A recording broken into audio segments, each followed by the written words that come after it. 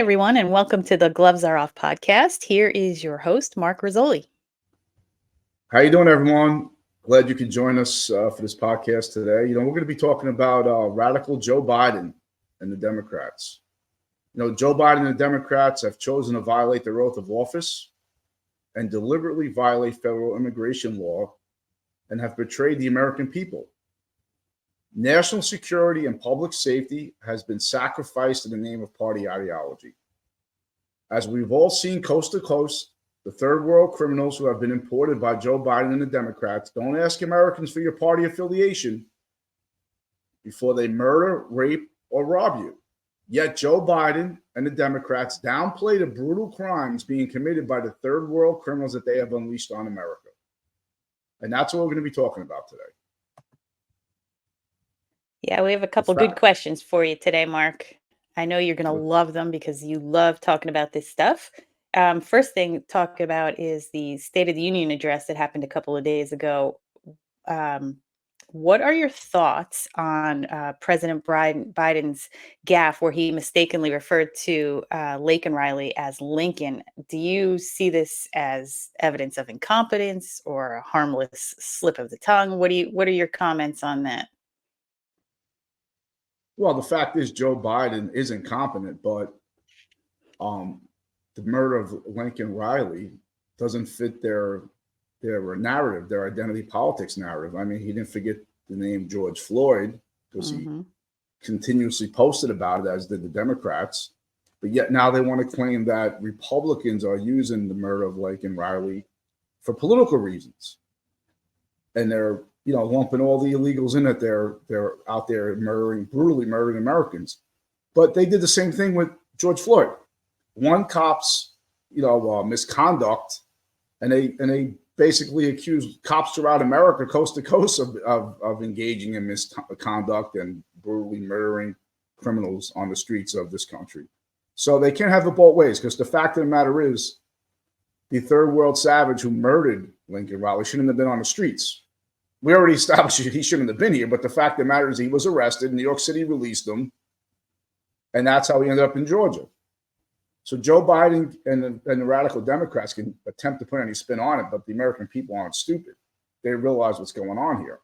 The Democrats, along with Joe Biden, are importing a new constituency because it's all about getting votes. And identity politics equals open borders, incentivizing illegal immigration. Absolutely. Totally agree. But since we're talking about the State of the Union address, how about when Biden went off script, which we all love when he does that because these are things that are just free flowing from his mouth. Right. What about when he called the migrants or newcomers for what they really are? He accidentally said illegals. What do you think about that? Well, because he knows it's factual. Joe Biden's just not a good person. He's a serial liar. Once Biden goes off script, it's over. The man is clearly incompetent. But I want everybody out there to realize when Marjorie Taylor Greene basically embarrassed him to the point where he had to say Lincoln Riley's name and screwed it up, it was very grade school what he did, right? He tried to compare what the savage illegal did to Lincoln Riley. And when he says, well, legal, people legally here are killing thousands of Americans. It's something to that extent, which is so juvenile. Right. He's basically trying to say, oh, one bad thing and this bad thing. So, we shouldn't be complaining about it. That's the mentality of Joe Biden. He's really a simpleton. When you get all through all the layers of Joe Biden, that's what he's all about. It was very great school how he tried to compare the comparison. Yeah. Talk about stabbing her parents in the heart again with those comments. I'm sure that they're heartbroken enough, but to hear him compare the two, it is heartbreaking. Oh, he even tried to reach out to the family. It's real. I mean, you're the president of the United States. You just have your staffers, make contact. But no, he didn't want to because it doesn't fit the Democrat narrative. That's why he apologized for calling him illegal. What was the Democrats' response to his accidental illegal comment? Well, they were very upset about it. Some were outraged. Uh, that lunatic Nancy Pelosi. Well, he shouldn't have called them an illegal. We called them undocumented. Well, now they're calling them newcomers. I didn't get that memo, by the way. We won't be using that. I can assure you of that. You're not using the term newcomers in the upcoming podcasts? No. They can reach out to our people and they can offer re-education, as they call it. So what do you Looking think this whole Look, what do you think it all reveals about this administration's stance on immigration? How should conservatives respond to all these names, these newcomer and migrant? Listen, I don't care what party you belong to. You really should be concerned for your safety. National security, public safety has been disregarded. These people Joe Biden, the radical Democrats don't care. Everybody should be concerned. And Republicans, listen, every time Republicans are bring it up now, then, the old xenophobe, they're trying to politicize the murder. Not that the Democrats do, but the fact is the girl was brutally murdered by an individual who shouldn't have been in the country. He was here illegally. Shouldn't have been out on the street once he was arrested in New York City, but they don't cooperate with ICE, as all these sanctuary cities don't. So you have these third world criminals, rapists, murderers, gangbangers. Like Chicago needs any more gangbangers from a different country in New York City. I mean, they have enough problems with their own gangbangers. So that's what's going on here. So listen, you see it in every city. I mean, it's not just Lincoln Riley. There's a lot of other young women who've been brutally raped and murdered. I mean, we had the cheerleader in Texas where she was killed in her apartment. I mean, we can go on and on and on, but yet it's being ignored.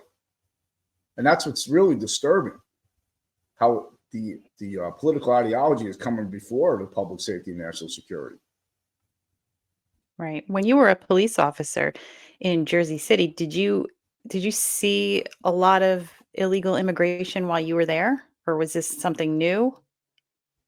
Listen, you always had that element in the community, but nothing to this level. Right. I remember you make an arrest, and there was a box where you asked for immigration status. I'm sure that's been removed now, but the gangs from the third world, I mean, the weapon of choice is machete.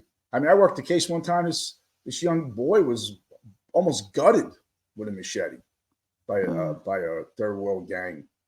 I mean, that's their weapon of choice. I mean, they would stash machetes around the local high school in the bushes for when they had fights after school.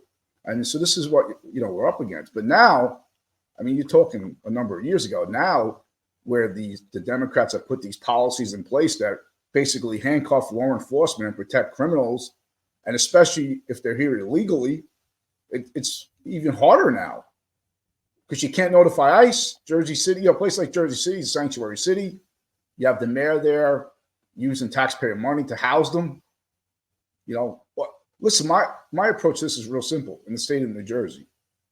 If you're an Abbott district, you're this distressed cities, and you're using taxpayer money for illegal immigration, that status should be suspended immediately. Right. Unfortunately, let's face it, the NJGOP are, they're nowhere to be found on this matter. Right. Is it true also that in New York City that we're using buildings like to house these migrants, not migrants, illegals, like schools and other places that we're putting out American citizens to accommodate all of these illegals? Yeah, I mean, listen, these hotels are getting rich off of illegal immigration. I mean, you're talking about the Roosevelt Hotel. They're serving, as they say, 3 hots in a cot, right? So they go out. So you have these illegals who are out committing crimes, and if they have a bad day there, they don't have to worry because they got their gift cards, their credit cards, they get out of jail free card when they get back. So they have somewhere to go after they're committing crimes, right? After they're going in, they're robbing stores, robbing people at Times Square. I mean, New York City's the number one destination in the world for tourism. And I'm sure those businesses in that area are being negatively affected by this. I mean, listen, it's common sense, not to get into the cliche, but the foundation of any community starts with public safety. That drives your local economy, drives your quality tax base. That's what maintains it. And right now, these cities, they're running them out. I mean, New York City is more the more obsessed with targeting President Trump and Trump supporters as opposed to targeting criminals. Exactly. So, just real quick, back to the State of the Union. Just change the subject a little bit, but from illegals back to the State of the Union, when the Gold Star dad was heckling Biden during his speech and then was removed by the Capitol Police. What do you think about that? And what happened to this guy? Yeah, well, I mean, he was arrested for yelling United States Marines. You think Joe Biden would have had some class and ordered his release, but of course not, because he got up and he was actually exposing the fact that Joe Biden's responsible for the death of his son. Then, correct me if I'm wrong, his other son later committed suicide because of his brother being killed in Afghanistan. Oh, good heavens! No, I don't even know about that. So we'll have to research that one. But this is where we're at now, where Gold Star dad can get arrested, but we're not locking up illegal aliens. So that really sums up the Joe Biden administration and the radical Democrats. And you think it's common sense, right? But it's really not. It seems like anything that is common sense, the Democrats are on the totally opposite end of the spectrum. Do you agree? Yeah, of course. I mean, common sense doesn't apply with the Democrats. It's all about party, party, party. I mean, they don't apply common sense to anything because let's face it, they're shielded from it. Like, how many of them have security details? They live in secured locations. I like Phil Murphy here in New Jersey. His home's surrounded by a wall, right? But they're all opposed to walls. And right. fences are around D.C., but they're opposed to that stuff on the border. What's in it for the Democrats? What's in it for them, Mark? Votes. It's all about voters. It's about increasing. It's about a new constituency. That's why you see in New Jersey they have increased the affordable housing. Okay, which will for a fact change the landscape of the New Jersey suburbs forever, because it's all about the Democrats getting that voting majority into the suburbs. And it's like that across America. The suburbs are now the target of the Democrats. It's all about winning elections. They don't care about the average person. They don't care about their own party.